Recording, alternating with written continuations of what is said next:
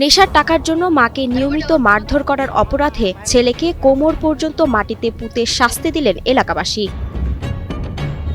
মাটির নিচে অর্ধশরীর পুঁতে রাখা এই ছেলের নাম খলিল। নেশার টাকা না পাওয়ায় মাকে ইট দিয়ে পা থেতলে দেওয়া ছেলেকে এভাবেই শাস্তি দেয় স্থানীয় জনগণ। টাকা দেয় না নেশা পানি খাওয়ার জন্য, পরে তার মাকে সে মারধর করে। যেখানে সন্তান মায়ের ছায়া হয়ে দাঁড়ানোর কথা, সেখানে সেই মায়ের উপর নেমে আসে সন্তানেরই নির্মম হাত। এমন এক হৃদয় বিদারক ও ব্যতিক্রমী ঘটনার সাক্ষী হয়েছে এলাকাবাসী, যা আগে কখনো দেখেনি তারা। নেশা করে বাবা মার গায়ে হাত তুলে এরকম মানুষকে আমার জানা মতে মাটিতে পুঁতে রাখা নয়, এর চেয়ে কঠিন শাস্তি হওয়া উচিত। নেশাখোর ছেলের হাত থেকে রক্ষা পায়নি শারীরিকভাবে অচল মা। দীর্ঘদিন ধরে চলছে এমন অমানবিকতা। তার মা একটা অসল মানুষ, প্রতিবন্ধী তার মাও, আর তাও কাফ হয়ে মাটিতে খারিয়ে থাকতে পারে না।